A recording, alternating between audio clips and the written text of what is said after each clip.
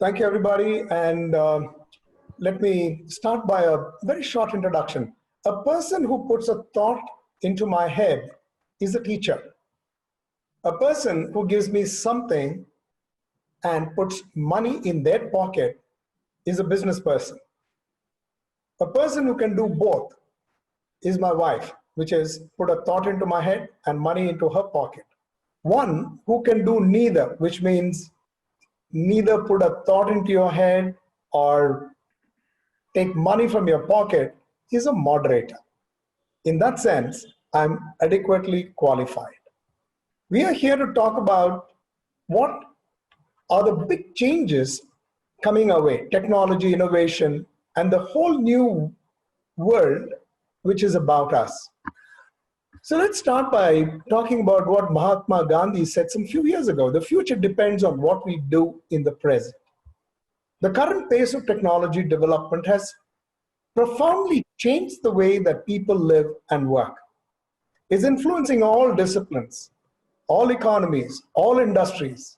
The emergence of the fourth industrial revolution is blurring the lines between physical, digital, biological spheres. The rapid way of technology innovation is radically transforming the way organizations work and are leading into what we call as the future of work. Many things have been invented in recent times. Many changes and processes have been introduced. We have learned to cope with the change and to manage the change. Organizations now need to be prepared to create a new change, not just adjust to the change. We have a very distinguished panel, and what I'm about to do is to ask each one of them a quick question, and I'm hoping that we get a response in the next 2 to 3 minutes. That way we get more questions coming in through the door. So with this, let me ask the very first question of Mr. Karthikeyan Natarajan, Karthik.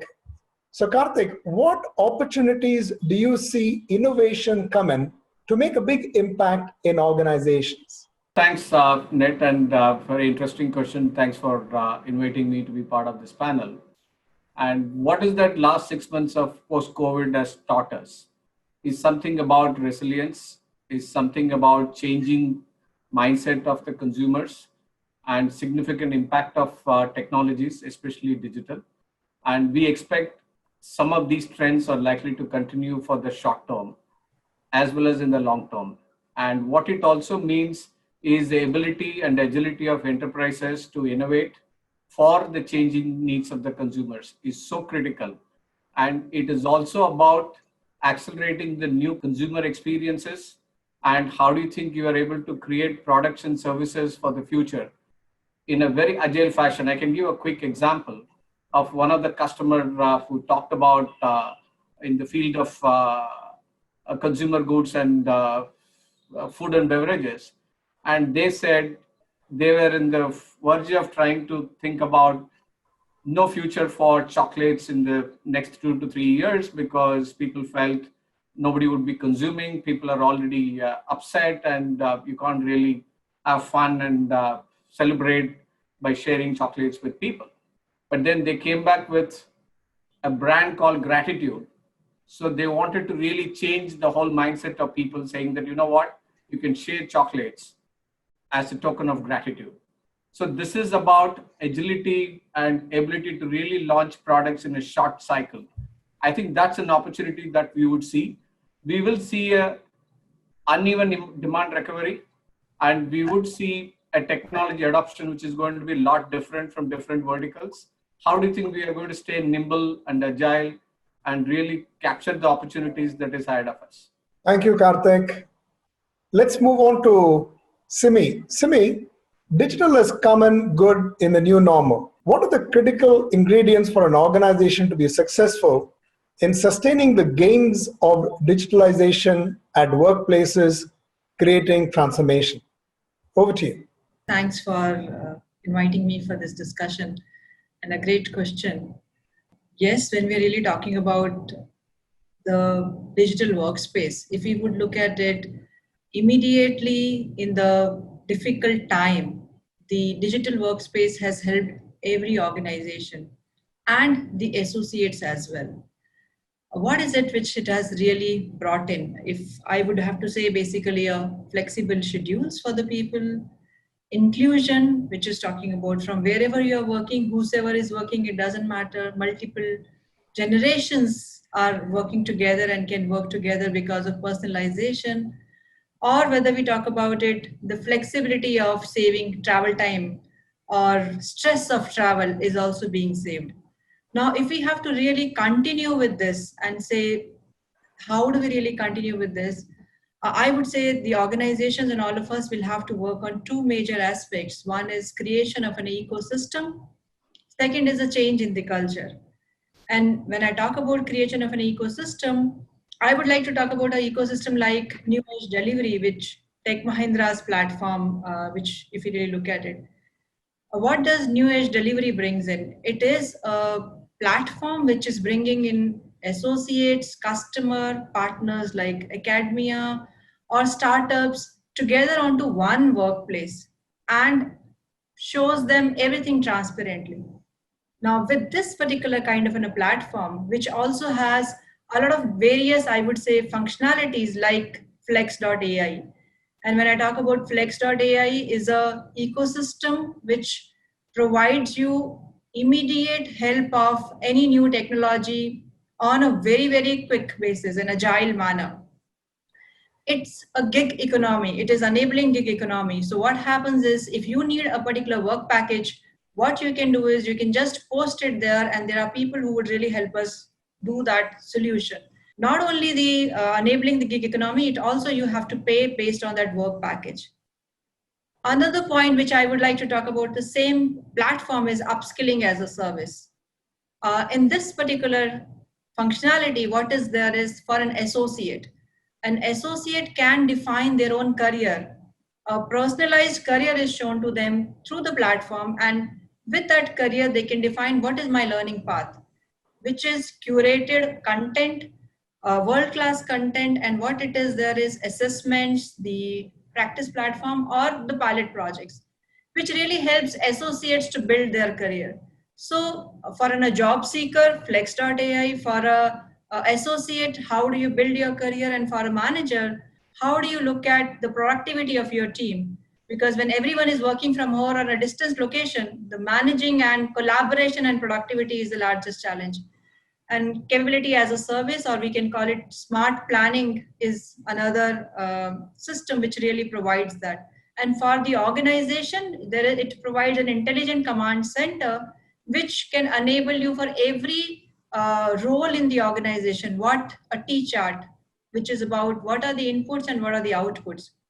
Now, if I look at an ecosystem like this with a cultural change, wherein what we are really looking at is human-centric, not just employee-centric, a human-centric approach with data-driven and transparent culture, I believe we can sustain it. Excellent, excellent. Thank you, Simmi. Let me very quickly move on to Nat. Nat, in a succinct way, can you address what are the new age technologies that you see taking root at the workplace and its environment? So I really call this the 3 A's of digital transformation: automation, artificial intelligence, and analytics. Earlier, automation was generally considered to be very suitable for repetitive tasks. If something is boring, repeatable, rules-based, then go and automate. Today, it is no longer the case. You can automate more complex, sophisticated jobs involving uncertainty and so on and so forth. The needle has been moved up significantly in the automation space. You can, similarly on the analytics space also, from descriptive, we have moved to predictive and cognitive kind of analytics. And we also increasingly see a combination of automation and analytics with liberal doses of AI embedded in this to deliver services. Good example, in a typical BPM scenario, we run contact centers.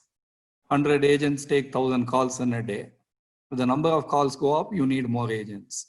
But this is not really required. You can actually run a cognitive kind of a contact center, whereby the initial calls can be handled by a RPA bot. Only if the bot cannot handle it, it goes to a human agent. And if the human agent handles a call, the bot will look at him and learn from him. It will look at a knowledge repository and do some self-learning over a period of time. In this model, you can actually minimize all the repetitive calls, minimize the involvement of human agents in repetitive calls. The human agent focuses on things like empathy, problem solving, creativity, kind of things. And the other areas really using cloud significantly. Cloud has been there for a long time. The movement to cloud, especially a hybrid cloud kind of a model, has accelerated in the last, I would say, 6-12 months. Even before COVID, it accelerated. And now that's becoming very critical because your traditional BCP is no longer possible. You cannot have a BCP center in another city, another country, unless you go to another galaxy. You cannot have a BCP today. So cloud becomes kind of the minimum expectation, an essential kind of technology requirement today. So in summary, for me, it's cloud plus 3 A's. That is really new. Oh, excellent. I love the way that you put this as a triple A's. Excellent. So Raghav, this is the one that's coming across to you. Learning has suddenly acquired a space center stage in all these times. With such a plethora of learning aids, content galore, how do you see learning that is appropriate and is timely? Thanks, Nathan. Thanks for that question. I'd love to share 4 pieces of insight and data that we are seeing on the Coursera platform. And many folks in the audience may already know this. Coursera is probably the world's largest learning platform in terms of number of learners. So firstly, on such a large platform, globally in the months of March, April, May, we saw usage went up by 650%. And we saw usage went up by 1400% in India. So massive, massive increase in usage on our platform. What it told us is that people are very clear that COVID is completely changing the way we all work and the level of consideration that people have about their health. So people were taking either career-related content on the Coursera platform globally as well as in India, or they were taking health and wellness-related content, understanding COVID, mental wellness, and so on and so forth. So that was one thing that we saw. The second thing, about 2 months ago, we came out with a report called the Global Skills Index. And we looked at what's been happening with industries, with businesses around the world, as well as in India. And we found that those companies that have higher skilled talent, especially in technology skills, have actually seen better stock performance, have actually seen better resilience under COVID. So it makes a strong case for CXOs, CHROs, CLOs to be investing behind the talent capabilities of their people. And for the first time, there's data which kind of supports this. Intuitively, I think all of us understood this, but there's data that supports this. Third, we looked at what is it that people are looking, given that COVID is impacting how all of us work. And very broadly, we found that COVID is essentially accelerating what we would have seen in terms of digital skills adoption and data skills adoption. And that's where we're seeing maximum growth in terms of the learning that's happening on the Coursera platform. And the fourth piece, which is a little sobering for all of us in India, is as a part of the Global Skills Index, because we have millions of learners learning on our platform, and we are also able to benchmark their performance with each other, we compared India with 59 other countries. And we did this in the domains of business, technology, and data science. And business, India comes in somewhere in the middle, but in technology and data science, India is in the lower quartiles when it comes to performance on the skills for the 4th industrial revolution. And what that tells us is that while we have a very large IT industry, we have a very large professional services industry, there is still a lot that needs to happen in terms of talent development of our people. And clearly, given the kind of impact COVID has had, micro skilling or incremental skilling is not going to be sufficient. It is deep skilling that we need as a country and as companies. So I'll stop with that, but those are for some 4 points that I think we've been seeing quite significantly across Coursera. This is the next question coming up, and this one is to Karthik. So what are the changes that you have seen in the last 6 months in the wake of COVID? Personally, what are the ones that you wish that you would be able to sustain over the next very many years? The biggest and foremost thing all of us are experiencing is remote working or working from home. And what we realized was the first 6 or 8 weeks, the productivity was up and we thought everything is looking good and we'd be able to continue and sustain that.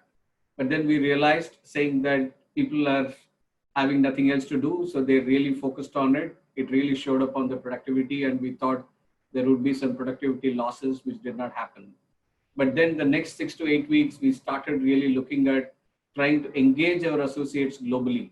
And we have about 14,000 associates. And how do you think we start engaging them and making them to be part of the larger family and making them to feel we need to run various programs, including be able to offer what I would really call it as training sessions, engagement sessions, including the physical health, mental health, wellness programs. And we had been able to really bring in significant amount of engagement initiative, which was very much needed because people were feeling sober and most of them were individuals, bachelors, spinsters, and they need a lot more engagement socially. So how do you think we really start creating a holistic environment for them to live in? And the third aspect was what I would really call it as the digital acceleration. I think we have seen a significant amount of uptake in the digital across the board, including customers and our own employees, what Raghav talked about, running various training programs. And we have been engaged on our employees to go through and get themselves certified on some of the newer skills, be it on cloud, analytics, IoT, and artificial intelligence. I think some of those elements we started seeing, and we do believe many of them would sustain because the consumer is getting a lot more digitized than what we have seen pre-COVID. To share some of the statistics, within India alone, there are 20% new buyers in the e-commerce or digital commerce platforms in the last 6 months. And e-learning has gone up by 37%. Media and entertainment consumption had gone up by 18%. E-payments have gone up by 22%. And most of them, believe me, are the first-time users. So you can imagine what has taken 6 years in terms of adding the same number of consumers have happened in 6 months. And this is going to put a lot more pressure on enterprises to be digitally ready. What they thought, which will take another 5 to 10 years, be it on healthcare, online payments, or trying to help them on personal care and health and wellness. I think all of them are getting accelerated and we need to start providing those solutions for the customers. Oh, excellent. So this really comes in bang in the middle of the next question that I have and slides in very well to the person leading transformation. So Simmi, amidst all of this, organization had to make a lot of alterations in the way they work, in the way they are able to consume a lot of things that have come their way, both beyond work and also the people. So what are your immediate challenges and maybe some couple of stories on how you overcame some of those challenges in an innovative way? Immediate challenges were when we started actually the lockdown, right? So how do you really immediately start the work from home part was the first and foremost challenge. And I would basically say there were three-pronged approach which we really followed. One is the first and foremost associate safety. Second is about making sure the customer delivery is basically not getting impacted and we are taking care of our customers' interest. And the larger the society per se, how do we really, in this difficult time, not only take care for our associates and the customer, take care for the society as well. I would say these were the first three things which we started really working on from an associate perspective. How do we make sure we provide them required infrastructure to work at home, whether it was shipment of desktops or whether it was giving them laptops or allowing them to use their own laptops with proper security. I would say those were the immediate things. And the first, I would say, content when we really saw that our associates as well as our customers both have in this initial surveys given the results which were quite satisfactory, which said, yes, we were moving in the right direction. And from a society perspective, we did work with, I would say, whether it was a socio-economic sector wherein their daily wages needed help or whether it was medical professionals looking for help. So I would basically say all of those particular areas, and that helped associates also when they were contributing to somebody who really needs and help, it was giving them a bit of satisfaction. So I would say this is where were immediate steps to take care for. And now, as we all know, is the how do we really make sure that collaboration is a key now? How do we say while everybody is working from home, they are engaged per se? So for a collaboration, what we really have created is, yes, these tools are anyways being used. There is a Tech My TEAT is a app. What it is, there is that AI platform combines two, I would say, random associates and asks them to have a tea together. I would say these kind of initiatives, or we really have a small bot which is there on everyone's laptop or a desktop, which is known as Asana, and that basically gives you a alarm saying, okay, you have not moved from your chair, and do these small 2 minutes asana together, which really provides associate feel like, yes, I need to take care for my health as well. And the another aspect which I did talk about is it's not employee engagement, it is a human part. And when I'm talking about human, what is the difference is, you're not only talking about employees, it is about the family, it is about the society associated with them. So we have a Josh group in the organization, and that Josh group takes care for a lot of employee engagement, and they're all volunteers who really work on it. Now, if I would see what did the Josh did in this period of time, they really created a summer camp online for the kids of the family members. They created things like Tambola, how you can really play Tambola on the together. They created drives of going together and basically having and distributing few things for definitely taking the safety measure with the safety measures. So I would basically say, how are we really taking care for the engagement? I think that's the most important part right now, making sure that the engagement and collaboration, along with the other things which I did talk about it earlier. Thank you, Simmi. Let me now move over to Raghav. So Raghav, if of all the many things that you spoke about learning, what do you think are the top emerging skills? How do companies react to this, and how can we innovatively move ahead? Yeah, we've seen a lot of, I would say, sophistication and maturity come into corporate learning and development plans, Nathan. 3-4 years ago, a lot of companies would speak to us and say, we want to build this fuzzy culture of learning, which, not a lot of people understood what is a culture of learning. But I think a lot of learning has progressed to very specific, this is my objective and this is what I want to achieve. It also varies quite a bit by industry, right? So if I take your industry, professional services at a broad level, we looked at, again, data on our platform as to what are the trending skills in professional services. Now, firstly, from a fourth industrial revolution standpoint, which is where a lot of investment in skill development is happening, the broad domains are business, technology, and data science. These are the broad domains that a lot of skill development is happening. And then within these, if I look at, there are 40,000 skills that are taught on the Coursera platform. So there's a crazy level of depth one could get into. But if I look at the top few skills, in business, we find Microsoft Excel, project management, financial modeling, presentation design, and digital marketing. These are, the 5 skills. And surprisingly, Excel is still one of those skills that, building in the professional services space. But in tech, AI, cloud, IoT, C, and user experience, these are by far the areas where a lot of skill development is happening, given just the changes that are happening in the industry. We see the biggest skill development actually happening in data science. So Python, SQL, C, decision making, and so on. But an area which I think I feel particularly excited about is data storytelling. How do you take the technical nuances of data and put a story around it and bring, data analytics and storytelling together, so that if I'm a data scientist, right, I can explain a story not just to a technical person, but to anybody in the audience or to a business manager. So I'm saying 2 points. One, that we are seeing a lot of maturity and sophistication starting to come in terms of how organizations are thinking about their people development. And second, we've done this deep dive into 10 industries to say on the Coursera platform, what are the investments in time and money that we are seeing.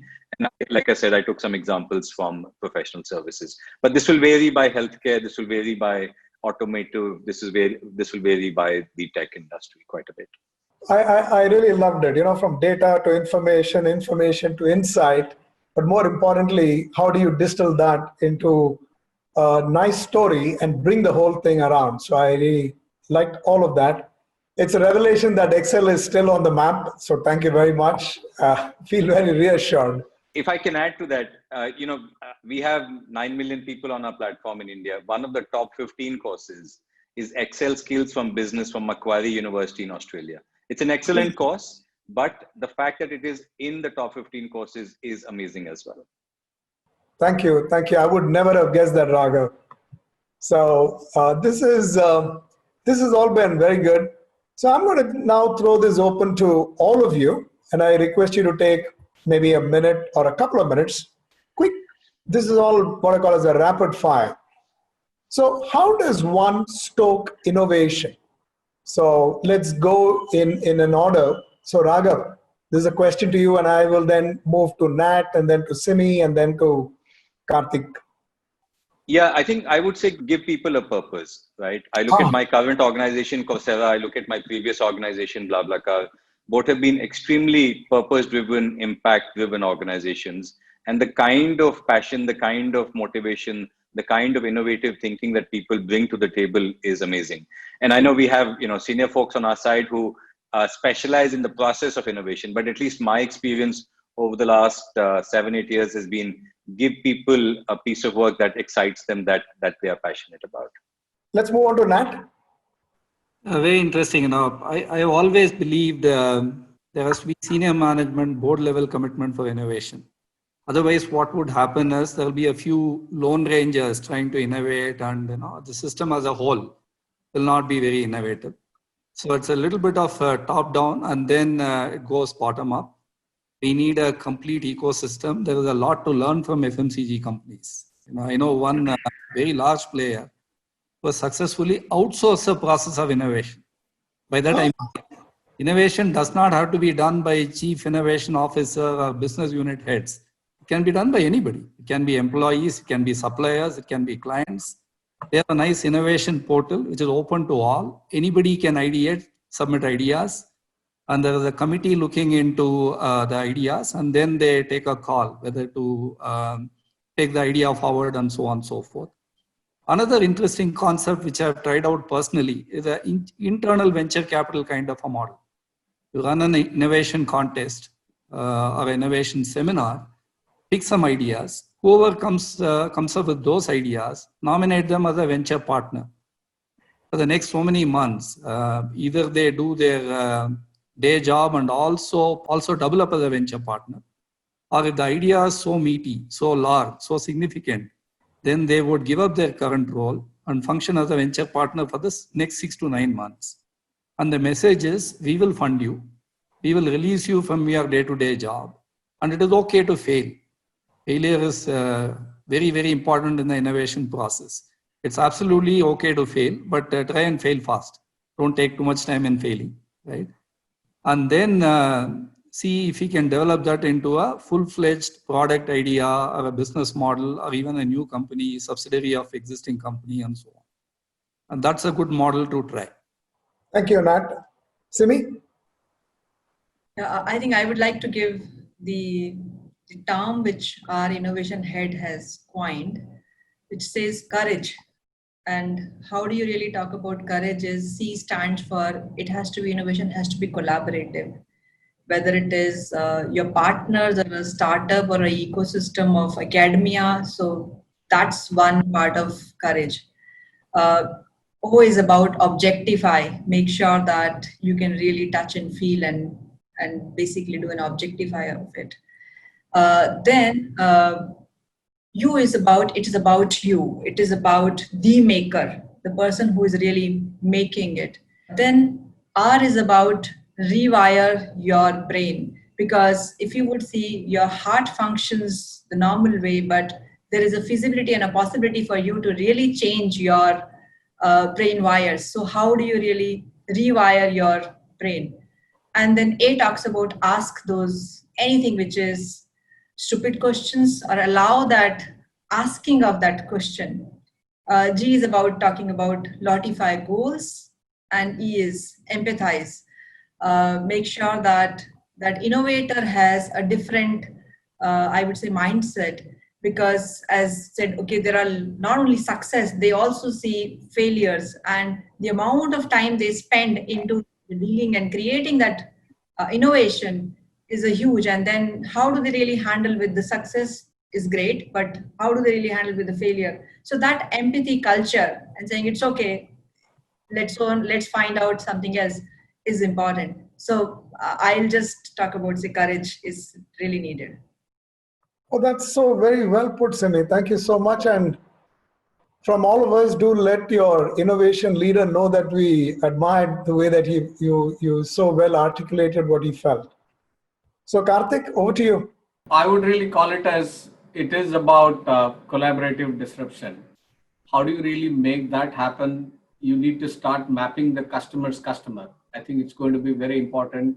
What is the purpose of innovation? I think it is about delivering something faster to your customer's customer, delivering high quality service to your customer's customer, or making sure saying that your product development could be compressed so that you can really deliver on the scale of time to market. The second thing that got added now is about agility.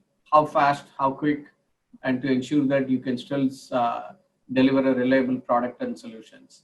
We looked at from two perspectives. One, we also looked at as build by partner, and we realized something that we can build organically. We want to move away from pure services to services and solutions. How do you think we kind of co-create solutions along with customers, technology partners, startups, academia, and how do you think we start engaging the ecosystem in the play? And the second important thing is to also look at buy, because we also see that there could be potential opportunities of buying platforms, IP, and how do you think we really get ourselves ready for the accelerated demand that is coming in. And the third important thing would be to really partner, which I covered on bringing technologies, partners, startups, and how do you think we can bring all of them at one platform? I think that's going to be key. And most important thing is, while people said nothing happens for decades and suddenly a decade happens in weeks, I think that is the kind of moment that we are in. And how do you think we are able to bring in a purposeful, meaningful innovations to our customers is extremely important. Getting the whole organization aligned for this common goal is very, very critical for not just the growth of our business, but even for survival. Because what we realize is the customer experience is going to differentiate many of our customers' businesses, and where we see that there could be a significant change in the market share in the next 3 to 5 years.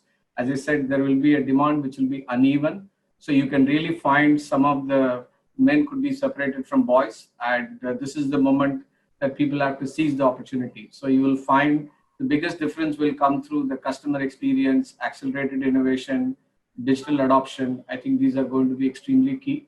How do we build the organization which can have a right purpose and the culture to really deliver something superior to the end customers? Hey, thank you, Karthik. Now I'm going to start from you, Karthik, move on to Simmi, Nat, and then Raghav. So there's a lot of change happening, innovation, technology is in the thick of all of this. People are working from home, pretty stressed out. So how do organizations ensure that they retain a human element in the face of all this massive change and disruption that is happening? So let's start with you, Karthik. Sure, I think it's a very important question, Nathan, and I think it starts with empathy. And while it is very easy for all of us to get carried away by what is happening outside of us, I think we kind of bring in an empathetic approach to our associates, and we wanted to provide flexibility for them to operate in terms of working hours, and we wanted them to have a right kind of work environment for them. We are providing special allowance for them to go and get their furniture refurbished if they really want to have a setup, because we expect this to continue for another 1 year. So it's not something which is going to go away in the near term. So how do you make sure that they can sustain it? And also making them to realize this is not about panic. I think this is about purpose, and this is about resilience. This is about bringing the inspiration to them, saying that this is the once in a lifetime moment for them to make a difference. And how do you think we continue to engage them to really orient towards a common purpose and objective? Excellent. Excellent. I love that word, empathy. So, Simmi? Yeah, I agree with Karthik that one is the purpose, which you really need to give, because human element would definitely come forward when you really have a purpose really to drive it. For example, in my organization or Tech Mahindra, we call it as ISR, individual social responsibility. And how do you not only, I would say, make them feel that, okay, there is a larger purpose for the life than just a smaller purpose what we are over here for, because that really helps to bring that human purpose, and that empathy becomes a part of it while we are working on it. And as I did share with you that it is about human experiences, and how do you make sure that it is they're working from home, it is not just an employee, it is their entire family. You have to see that as a group which is part of your organization. So there are few things which I really like about Tech Mahindra is that if you have completed, let's say, 10 years in Tech Mahindra, so there is a thank you letter to the family, which goes and with a chocolate box and a flowers to say thank you for sharing a very precious your family member with us. And because a lot of time that family member spends in the organization. So there are these smaller elements, and we have seen lots of people really loving about it. These are these smaller elements which we have to keep in mind while we are working on the larger purpose. Thank you, Simmi. Nat? Yeah, a couple of things here. I think the biggest achievement for HGS in this Hinduja Global in moving work to home is not so much in terms of training people into video conferencing, sending out laptops and other equipment. I would say those things are hygiene factors. Yeah. The most wonderful achievement was HR calling up people and the appointed buddies calling up people. Hey, are you guys doing okay? Health-wise, are you fine? Do you need any support? Is the internet functional? Is there any other health issue, emotional issue? Can we help you with some program? Is there a teleconsultation which you require? That kind of thing, that was a game changer. That I would say is the biggest contribution from the organization. At a larger levels, we are talking about automation, which can potentially take away all the jobs. So the interesting part, what we found was it was actually taking away boring jobs. So these were functions where people are leaving in the first 90 days. Automating them, we actually got boredom out of their lives. And the biggest service we could do to them is to take them out of those jobs, reskill them into more value-added functions. So that way, we have actually given them a career rather than just a job. People who are doing plain vanilla, answering calls, I lost my health insurance card, can you send a replacement? When will my claim be paid? From that, suddenly they moved on to much bigger roles where they could engage in value-added client conversation, right? So that is another angle which we have really seen working well. The other key thing is with all this change, it is important to communicate with the employees in advance. For example, if you're going to automate something, give them a plan. Otherwise, it's a very big shock for them. From tomorrow, the RPA bot will do your job. We're going to retrain you. That doesn't quite work. So we will have to tell them, so these are the processes, functions which we plan to automate. And this is our plan for training you. This is how we will upskill you, cross-skill you, and so on and so forth. This is how your career will move over the next 3 years, 5 years. That I find that to be really effective. Oh, thank you so much, Nat. Raghav? Yeah, so I can share a few things from what we are doing at Coursera, which seem to be working well. One, of course, and this has been spoken about, in general, the guidance has been let's over-communicate, whether this be at a global CEO level, whether this be at my level, in India and Asia Pacific. And as a very small example, we used to have these global town halls once in 2 weeks earlier. Now they happen once a week, and a lot of information is shared out. And coupled with that, leadership has been very transparent as well. So if there's bad news, share it out. If there's good news, share it out. Most of the news has been good for us over the last 6 months, just given the explosion in online learning, but still, let's share it out. And I think the last thing I would say, which Karthik spoke about as well, is the broader empathy and being supportive space. So our company announced a couple of weeks ago that, looking out, we are going to work from home expectedly till January 2022. And the reason for announcing that a year and a half in advance is if you want to go and work from Goa or from Mussoorie for the next year and a half, you have enough visibility to be able to do that, right? But on a lighter note aside, the company also said that if you choose to do a degree, all employees of the company can come and take an online degree on Coursera, and the company will sponsor that because we want to invest in your learning. And so those are some of the things that we are doing which seem to be working well. Excellent, excellent. I mean, so many great ideas. Okay, we are almost at the bottom of the hour. So what I'm going to do is I'm just going to request each one of the members of the panel to pick one word that appeals to them. Just one word, nothing else. If there is one word that you will choose of all the words that you have heard, maybe uttered at this webinar, what is the one word that appealed to you? And let me start with Karthik again. Gratitude. Gratitude, excellent. Simmi. Collaboration. Collaboration. Nat. So I have to borrow from Karthik, empathy. Empathy, excellent. Raghav. I was going to borrow the same and say empathy as well. Wonderful, wonderful. Thank you, lady and gentlemen. This has been easily one of the best of the webinars. Very succinct, a lot of great ideas. I can talk about several things that appeal to me, but the one that is important for all of us beyond all, and I've got a few words. People talk about courage, agility, empathy, the whole thing around purpose. Innovation is not really peculiar only to an individual. You can democratize that. I love that. That really appealed to me. And Raghav, special thanks to you. You brought in a number of statistics that really added a lot of flavor. Simmi, whatever that your company does, I could see pride in that. Nat, thank you so much because you added value from looking at things as outside in.